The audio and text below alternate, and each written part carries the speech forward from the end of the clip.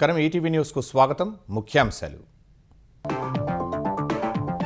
తెలంగాణలో ఎబ్సెట్ ఫలితాలు విడుదల. ఇంజనీరింగ్ లో 73.36% మంది అర్హత, అగ్రికల్చర్, ఫార్మాలో 86.27% మంది ఉత్తీర్ణత. తెలంగాణలో ధాన్యం సేకరణపై కిషన్ రెడ్డి విమర్శలు. కేంద్రం డబ్బులు ఇస్తున్నా ఎందుకు కొనడం లేదని ప్రభుత్వానికి ప్రశ్న.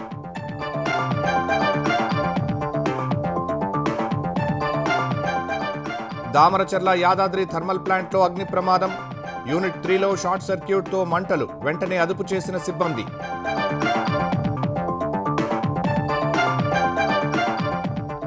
నిర్మాణ దశలోనే అమరావతి అందరినీ ఆకర్షిస్తోందన్న లోకేష్. మేధావులు, శాస్త్రవేత్తలు, పరిశోధకులు తరలివస్తున్నారని వెల్లడి.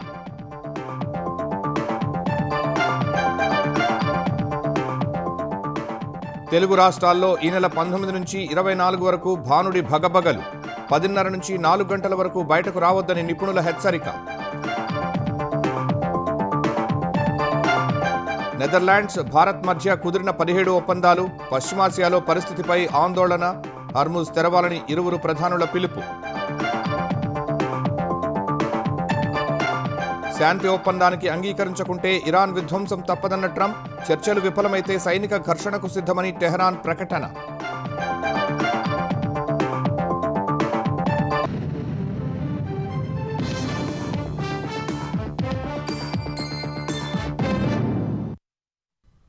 తెలంగాణ ఎబ్సెట్ ఫలితాలు విడుదలయ్యాయి. పరీక్షలు నిర్వహించిన 6 రోజుల్లోనే ఫలితాలను ప్రకటించారు. హైదరాబాద్లోని జేఎన్టీయూలో తెలంగాణ ప్రభుత్వ సలహాదారు కె కేశవరావు ఫలితాలను విడుదల చేశారు. ఇంజనీరింగ్ విభాగంలో 73.36% అర్హత సాధించారు. అగ్రికల్చర్, ఫార్మా విభాగంలో 86.27% మంది ఉత్తీర్ణులయ్యారు. ఇంజనీరింగ్ విభాగంలో హైదరాబాద్ ఉప్పల్కు చెందిన రిషి మొదటి ర్యాంకు సాధించగా, మూసాపేటకు చెందిన అంశుల్ 2వ ర్యాంకు దక్కించుకున్నారు. ఆంధ్రప్రదేశ్లోని పులివెందులకు చెందిన ఎం వంశీధర్ రెడ్డి 3వ ర్యాంకు సాధించారు. అగ్రికల్చర్, ఫార్మసీ విభాగంలో ఎం అహ్మద్ తొలి rank, T Nivrit, Sai Kiran 2, G Sahithi Geethika 3వ ర్యాంక్ సాధించారు. పరీక్షలు సమర్థవంతంగా నిర్వహించిన జేఎన్టీయూహెచ్కు తెలంగాణ ఉన్నత విద్యామండలి చైర్మన్ వి బాలకృష్ణారెడ్డి కృతజ్ఞతలు తెలిపారు. వారం రోజుల్లో కౌన్సిలింగ్కి షెడ్యూల్ ప్రకటిస్తామని జేఎన్టీయూ అధికారులు వెల్లడించారు. ఈ యొక్క గురుతర బాధ్యత మేము Telangana council of higher education జేఎన్టీయూకు అప్పచెప్పడం జరిగింది. రికార్డ్ టైంలో అంటే ఆల్మోస్ట్ 1 వీక్ లోపల ఈ చక్కటి రిజల్ట్ ఇచ్చేసి ఎక్కడ కూడా error free, hazel free exam conduct చేసినందుకు ముఖ్యంగా as a chairman Telangana council of higher education I want to congratulate and also thank the JNTU. ఎంతమంది అటెండ్ అయ్యారంటే టోటల్ 1,97,244 స్టూడెంట్స్ దీనికి అటెండ్ అయ్యిండ్రు. క్వాలిఫై అయిన వాళ్ళు ఎవరంటే 1,44,704 క్వాలిఫైడ్. అంటే పర్సెంటేజ్ ఎంత అంటే 73.36% ఇంజనీరింగ్లో క్వాలిఫై అయ్యిందండి. 86.27% క్వాలిఫై అయ్యిందండి ఇందులో ఈ యొక్క అగ్రికల్చర్, ఫార్మా. ధాన్యం కొనుగోలులో తెలంగాణ ప్రభుత్వం నిర్లక్ష్యంగా వ్యవహరిస్తోందని కేంద్ర మంత్రి కిషన్ రెడ్డి ఆరోపించారు. హైదరాబాద్లో మాట్లాడిన ఆయన ధాన్యం ఎందుకు కొనడం లేదో ప్రభుత్వం రైతులకు సమాధానం చెప్పాలని డిమాండ్ చేశారు. ఎన్నికల్లో ఇచ్చిన హామీలను కాంగ్రెస్ నెరవేర్చట్లేదని మండిపడ్డారు. సన్నవడ్లకు బోనస్ ఎందుకు ఇవ్వట్లేదని ప్రశ్నించారు. ధాన్యం కొనుగోళ్లకు ప్రతి పైసా కేంద్రమే ఇస్తోందన్న కిషన్ రెడ్డి కేంద్రం డబ్బులిస్తున్నా రాష్ట్ర ప్రభుత్వం ధాన్యం ఎందుకు కొనట్లేదని నిలదీశారు. ఫసల్ బీమా యోజన పథకాన్ని రేవంత్ సర్కార్ సరిగా అమలు చేయట్లేదని విమర్శించారు. ఓటరు జాబితాను ప్రక్షాళన చేసేందుకే ఎస్ఐఆర్ చేపట్టినట్టు కిషన్ రెడ్డి స్పష్టం చేశారు. ఎస్ఐఆర్ ప్రక్రియలో ఎలాంటి అవకతవకలు లేకున్నా కాంగ్రెస్ పార్టీ అనవసర విమర్శలు చేస్తోందని అన్నారు. ఈరోజు రేవంత్ రెడ్డికి రాష్ట్ర ప్రభుత్వ ఉద్యోగుల మీద విశ్వాసం లేదు. ఆయనకు రాష్ట్ర ప్రభుత్వ ఉద్యోగస్తులకు మతం పేరుతో రంగు పులిమెట్టు ప్రయత్నం చేస్తాను రేవంత్ రెడ్డి. మొన్నగా మీటింగ్ లోకి వెళ్ళి, మొత్తం ముస్లింల మీటింగ్ అది, మీటింగ్ లోకి వెళ్ళి మీరందరూ ముందుకు రావాలా, మీరందరూ ధైర్యంగా రావాలా, మీరందరూ ఓట్లు ఇస్తూ పొరపాటు రాకుండా మీరు చూసుకోవాలా, ఈ ప్రభుత్వం మోసం చేస్తా ఉంది, కేంద్ర ప్రభుత్వము మీ ఓట్లు తీయడం కోసం ప్రయత్నం చేస్తా ఉంది. ఒక ముఖ్యమంత్రి రెచ్చగొట్టే విధంగా మాట్లాడుతూ ఉన్నాడు. అంటే ఎవరి మీద రెచ్చగొడుతున్నావు? నీ తెలంగాణ ప్రభుత్వ ఉద్యోగస్తుల మీద రెచ్చగొడుతున్నావు. ప్రభుత్వ ఉద్యోగస్తులు పొరపాటు చేస్తారు కాబట్టి వాళ్ళకు వ్యతిరేకంగా వ్యవహరించాలని రేవంత్ రెడ్డి రెచ్చగొడతా ఉన్నాడు. ఈరోజు ఇంకో ఆయన స్టేట్మెంట్ ఇచ్చాడు. బీఆర్ఎస్ పార్టీ అయినా కుట్ర చేస్తుంది బీజేపీ. ఎక్కడ కుట్ర అని అడుగుతా ఉన్నాను. తెలంగాణలో ఏ గ్రామంలో కుట్ర జరిగే అవకాశం ఉందో చెప్పాలి, సవాల్ చేస్తా ఉన్నాను. ఏ పోలింగ్ బూత్ లో కుట్ర జరిగే అవకాశం ఉందో బీఆర్ఎస్ నాయకుడు చెప్పాలా, రేవంత్ రెడ్డి చెప్పాలా? ఈ రకంగా ఒక వర్గం వారిని రెచ్చగొట్టే విధంగా ప్రభుత్వ ఉద్యోగస్తులను కించపరిచే విధంగా ఈరోజు బీఆర్ఎస్ పార్టీ, కాంగ్రెస్ పార్టీ వ్యవహరిస్తారు. నల్గొండ జిల్లా దామరచర్ల మండలం వీర్లపాలెంలోని యాదాద్రి థర్మల్ పవర్ ప్లాంట్లో అగ్ని ప్రమాదం చోటు చేసుకుంది. పవర్ ప్లాంట్లోని యూనిట్ 3లో విద్యుత్ షార్ట్ సర్క్యూట్తో ఒక్కసారిగా మంటలు ఎగిసిపడ్డాయి. పవర్ ప్లాంట్ పరిసరాల్లో దట్టంగా పొగ అలుముకోవడంతో అందరూ భయాందోళనకు గురయ్యారు. వెంటనే అప్రమత్తమైన ప్లాంట్ సిబ్బంది హుటాహుటిన రక్షణ చర్యలు చేపట్టి మంటలను అదుపు చేశారు. సురక్షితమైన సమాచార మార్పిడి, నమ్మకమైన డిజిటల్ మౌలిక సదుపాయాలు, సైబర్ స్థితిస్థాపకత దేశ భవిష్యత్కు అత్యంత కీలకమని ముఖ్యమంత్రి చంద్రబాబు తెలిపారు.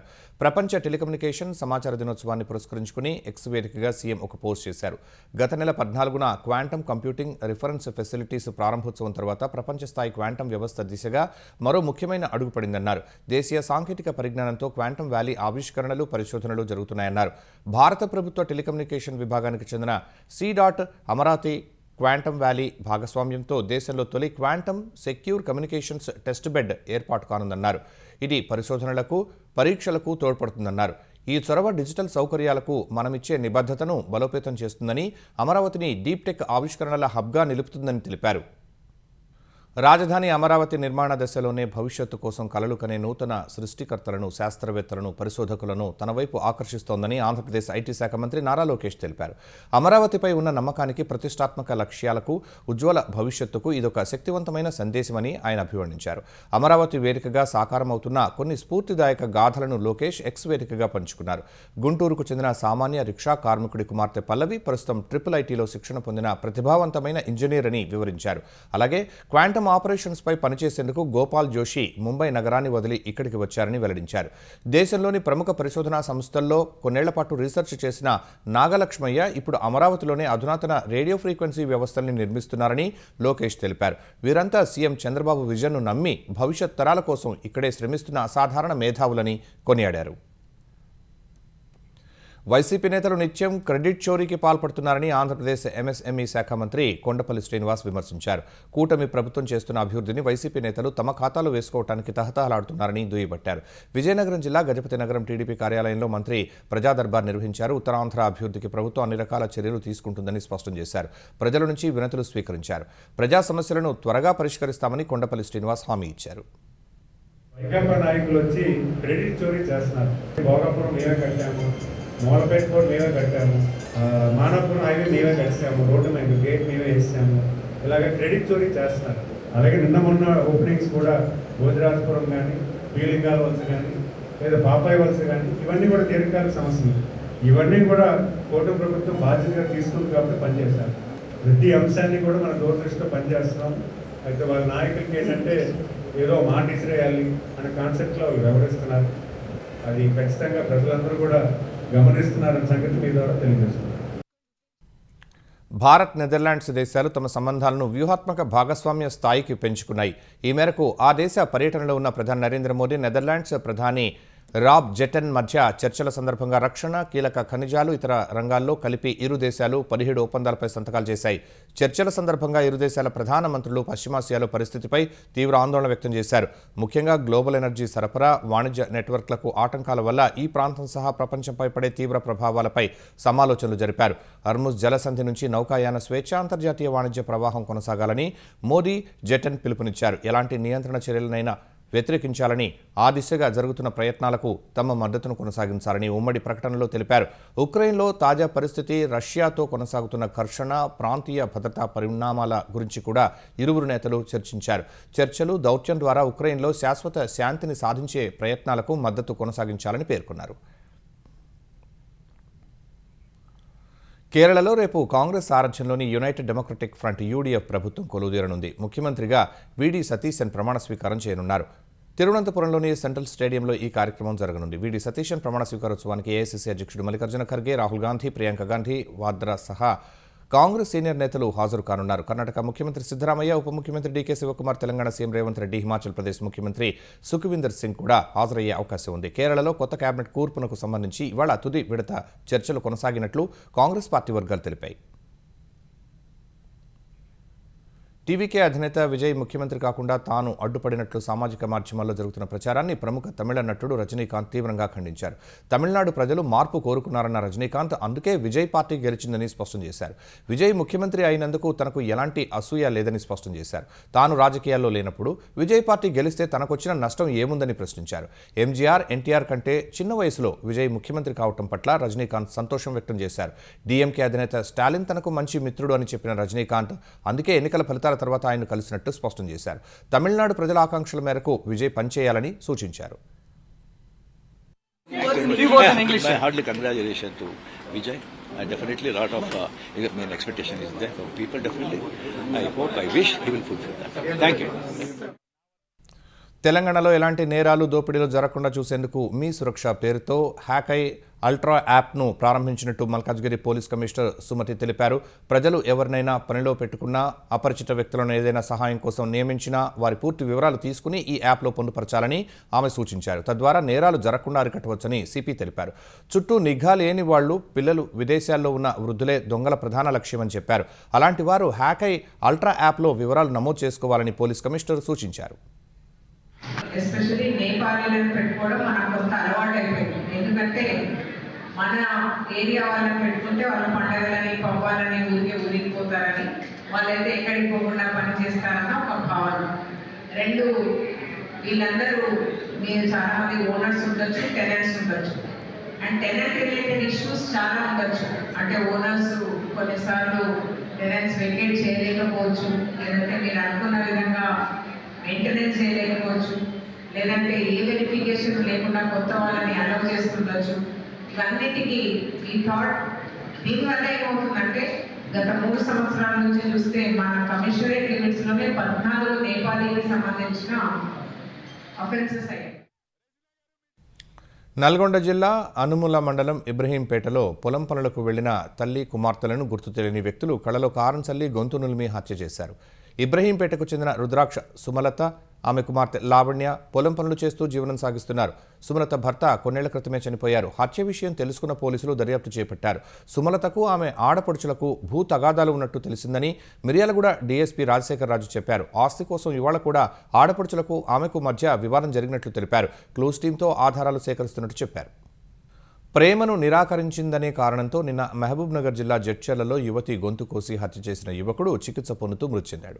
ఎర్ర సత్యం కాలనీలో నివాసం ఉంటున్న ప్రైవేట్ టీచర్ వైష్ణవి శనివారం సాయంత్రం పాఠశాలలో విధులు ముగించుకుని ఇంటికి వెళుతుండగా హైదరాబాద్కు చెందిన తేజ కత్తితో గొంతు కోసి హత్య చేశాడు. యువతి అక్కడికక్కడే ప్రాణాలు కోల్పోగా హత్య చేసి పారిపోతున్న యువకుడిని స్థానికులు పట్టుకుని చితకబడ్డారు.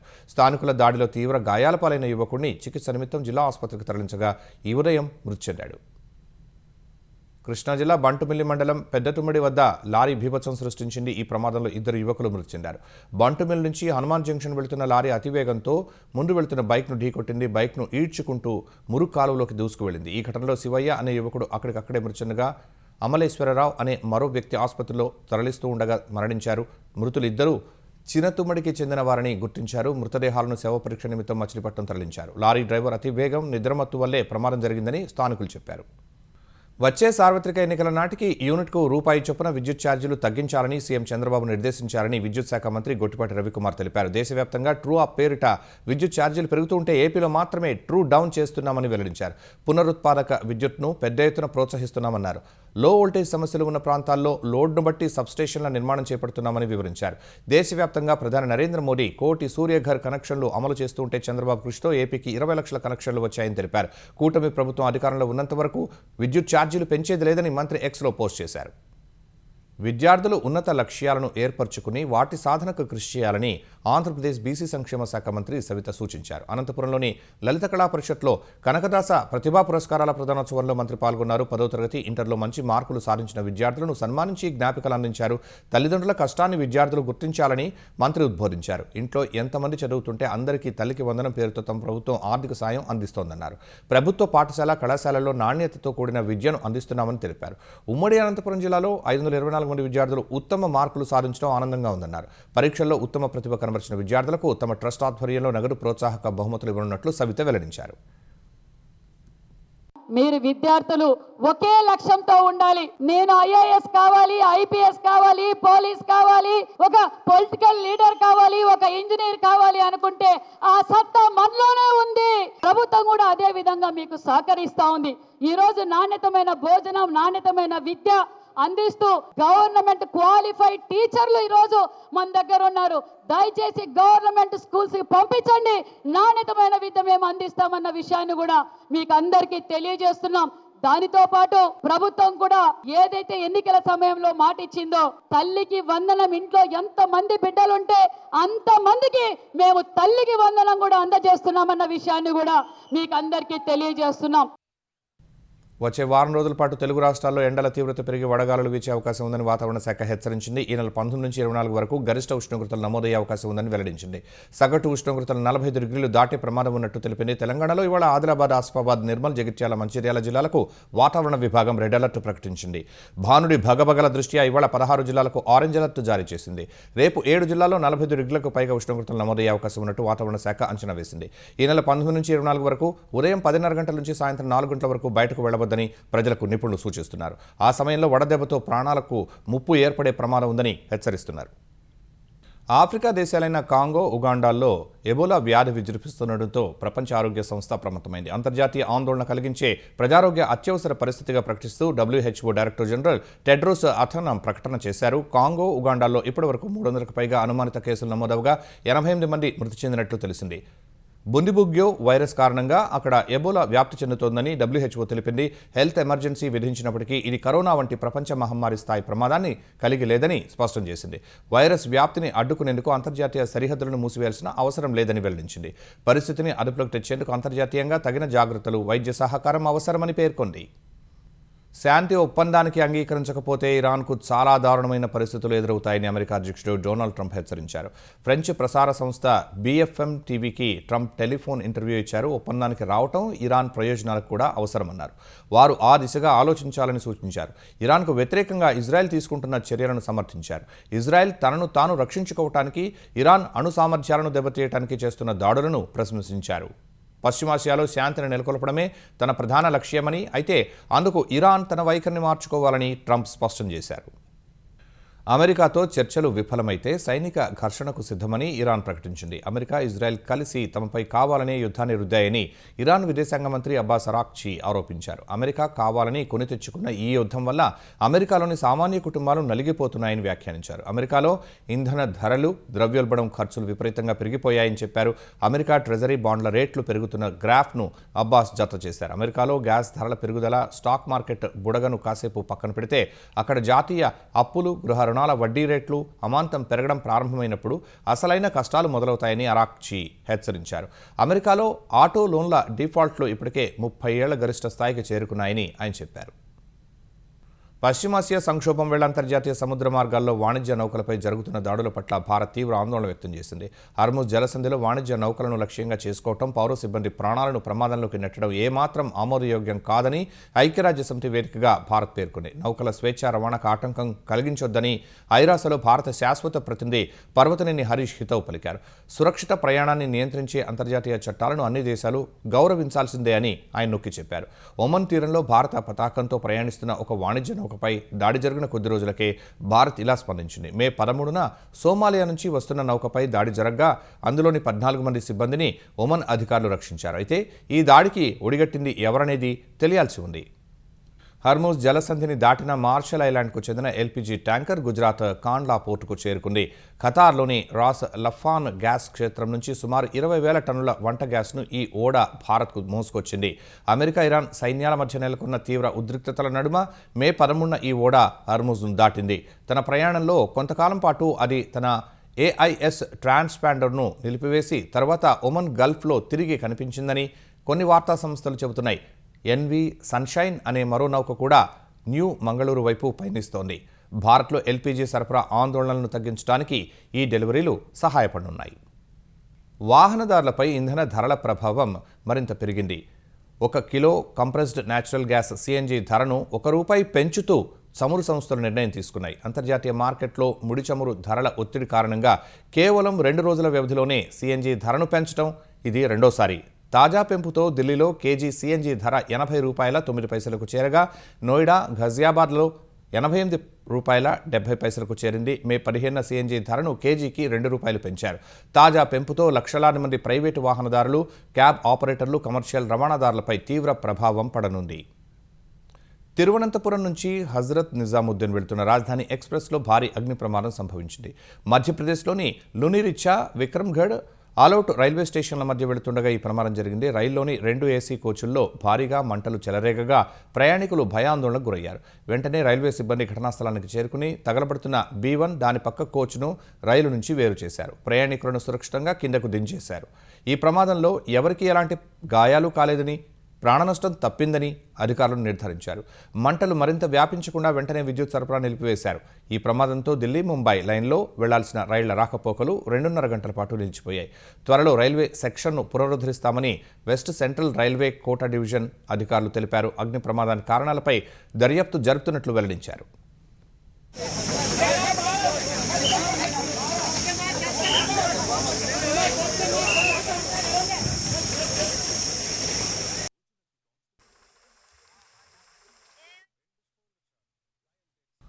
సింధు జలాల ఒప్పందానికి సంబంధించి కోర్ట్ ఆఫ్ ఆర్బిట్రేషన్ ఇచ్చిన తీర్పును భారత్ తిరస్కరించింది. సింధు జలాల ఒప్పందానికి సంబంధించిన తీర్పునకు అనుబంధంగా గరిష్ట నీటి నిల్వపై మే 15న ఉత్తర్వులు జారీ చేసిందని విదేశీ వ్యవహారాల శాఖ అధికార ప్రతినిధి రణధీర్ జైస్వాల్ తెలిపారు. గతంలో మాదిరిగానే COA తాజాగా ఇచ్చిన తీర్పును భారత్ తిరస్కరిస్తోందని చెప్పారు. COA ఏర్పాటును భారత్ ఎప్పుడూ అంగీకరించలేదన్నారు.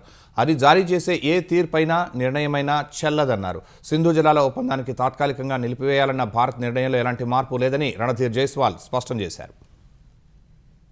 CBSE 12వ తరగతి పరీక్షల్లో ఆన్ స్క్రీన్ మార్కింగ్ విధానం వల్ల విద్యార్థుల మార్కులు తగ్గాయనే ఆందోళనలను కేంద్ర విద్యాశాఖ తోసిపుచ్చింది. OSM విధానం అత్యంత సురక్షితమని, పారదర్శక మూల్యాంకనం కోసం అంతర్జాతీయంగా అనుసరించే ప్రామాణిక పద్ధతి అని కేంద్ర విద్యాశాఖ కార్యదర్శి సంజయ్ కుమార్ చెప్పారు. CBSE 12వ తరగతికి సంబంధించి 98 లక్షల జవాబు పత్రాలను స్కాన్ చేశామన్న ఆయన, ఇందులో 3 అంచెల భద్రతను పాటించామని తెలిపారు. పదే స్కాన్ చేసినప్పటికీ కొన్ని జవాబు పత్రాల్లో ఉపయోగించిన సిరా తేలికపాటి రంగులో ఉండటం వల్ల అక్షరాలు స్పష్టంగా కనిపించలేదని చెప్పారు. వాటిని మాన్యువల్గా మూల్యాంకనం చేసి మార్కులు కేటాయించినట్లు పేర్కొన్నారు. ఇలా 13,000 కంటే ఎక్కువ జవాబు పత్రాలను మాన్యువల్గా మూల్యాంకనం చేసి వచ్చిన మార్కులను సిస్టంలో నమోదు చేసినట్లు వెల్లడించారు. CBSE బోర్డు పరీక్షల కోసం తొలిసారి ప్రవేశపెట్టిన OSM విధానం వల్లే 12వ తరగతి ఉత్తీర్ణత శాతం మార్కులు తగ్గాయని విద్యార్థులు, తల్లిదండ్రులు ఆందోళన వ్యక్తం చేస్తున్న వేళ సంజయ్ కుమార్ ఈ వ్యాఖ్యలు చేశారు. విద్యార్థుల ఆందోళనలను తగ్గించేందుకు రీవాల్యుయేషన్, వెరిఫికేషన్ ఛార్జీలను CBSE భారీగా తగ్గించింది. జవాబు పత్రాల పరిశీలనకు గతంలో ఉన్న 700 ఫీజును 100 రూపాయలకు తగ్గించారు. జవాబు పత్రాల వెరిఫికేషన్ కోసం గతంలో 500 ఉండగా 100 రూపాయలకు తగ్గించారు. రీఎవాల్యుయేషన్లో మార్కులు పెరిగితే విద్యార్థులు చెల్లించిన మొత్తాన్ని తిరిగి ఇవ్వాలని నిర్ణయించినట్లు సంజయ్ చెప్పారు. రష్యాపై ఉక్రెయిన్ భారీ స్థాయిలో దాడులు చేసింది. రాజధాని మాస్కోతో పాటు సమీప ప్రాంతాలే లక్ష్యంగా డ్రోన్లతో విరుచుకుపడింది. ఈ దాడుల్లో 4 మృతి చెందగా 12 మంది గాయపడినట్లు అధికారులు తెలిపారు. ఇటీవల కాలంలో రష్యాపై ఉక్రెయిన్ జరిపిన అతిపెద్ద డ్రోన్ దాడి ఇదే అని అంతర్జాతీయ మీడియా తెలిపింది. ఖిమ్కీ నగరంలో ఓ నివాస గృహంపై డ్రోన్ పడి ఓ మహిళ ప్రాణాలు కోల్పోయింది. పేలుడు ధాటికి ఇల్లు పూర్తిగా ధ్వంసమైనట్లు అధికారులు తెలిపారు. శిథిలాల కింద మరికొందరు చిక్కుకున్నట్లు చెప్పారు. పోగోర్లెక్కీ ప్రాంతంలో నిర్మాణంలో ఉన్న ఓ భవనంపై డ్రోన్ పడి 2 మరణించారు. బెల్గో రోడ్లో డ్రోన్ దాడుల ధాటికి 1 మృతి చెందారు. మాస్కో నగరంలోని ప్రధాన ఆయిల్ రిఫైనరీ కేంద్రంపై ఉక్రెయిన్ దాడులు చేసింది. రిఫైనరీకి సంబంధించిన సాంకేతిక విభాగానికి ఎలాంటి నష్టం వాటిల్లలేదని, చమురు ఉత్పత్తికి ఢోకా లేదని అధికారులు స్పష్టం చేశారు. ఉక్రెయిన్ దాడుల కారణంగా మాస్కో పరిసర ప్రాంతాల్లోని పలు ఎత్తైన భవనాలు, మౌలిక సదుపాయాలు తీవ్రంగా దెబ్బతిన్నట్లు అధికారులు తెలిపారు. రష్యా కూల్చివేసిన ఉక్రెయిన్ డ్రోన్ శకలాలు మాస్కో ఎయిర్పోర్టు ప్రాంగణంలో పడ్డాయి. ఈ ఘటనలో రన్వేకు, విమానాలకు ఎలాంటి నష్టం జరగలేదని ఎయిర్పోర్టు అధికారులు తెలిపారు. తమ గగనతలంలోకి దూసుకొచ్చిన 556 ఉక్రెయిన్ డ్రోన్లను కూల్చివేసినట్లు రష్యా సైన్యం వెల్లడించింది. మరోవైపు రష్యా కూడా ప్రతిదాడులు చేసింది. ఉక్రెయిన్ దిశగా 287 డ్రోన్లను ప్రయోగించింది. అందులో 279 డ్రోన్లను అడ్డుకున్నట్లు ఉక్రెయిన్ సైన్యం ప్రకటించింది. ముఖ్యాంశాలు మరోసారి. తెలంగాణలో ఎప్సెట్ ఫలితాలు విడుదల. ఇంజనీరింగ్లో 73.36% మంది అర్హత, అగ్రికల్చర్, ఫార్మాలో 86.27% మంది ఉత్తీర్ణత. తెలంగాణలో ధాన్యం సేకరణపై కిషన్ రెడ్డి విమర్శలు. కేంద్రం డబ్బులు ఇస్తున్నా ఎందుకు కొనడం లేదని ప్రభుత్వానికి ప్రశ్న.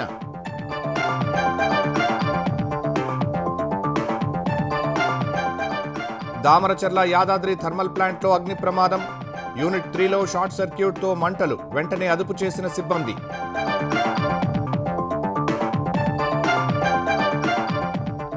నిర్మాణ దశలోనే అమరావతి అందరినీ ఆకర్షిస్తోందన్న లోకేష్. మేధావులు, శాస్త్రవేత్తలు, పరిశోధకులు తరలివస్తున్నారని వెల్లడి.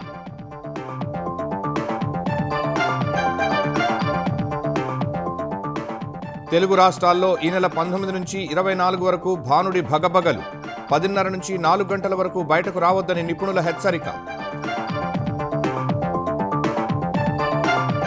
నెదర్లాండ్స్, భారత్ మధ్య కుదిరిన 17 ఒప్పందాలు. పశ్చిమాసియాలో పరిస్థితిపై ఆందోళన. హర్ముజ్ తెరవాలని ఇరువురు ప్రధానుల పిలుపు. శాంతి ఒప్పందానికి అంగీకరించకుంటే ఇరాన్ విధ్వంసం తప్పదన్న ట్రంప్. చర్చలు విఫలమైతే సైనిక ఘర్షణకు సిద్ధమని టెహరాన్ ప్రకటన.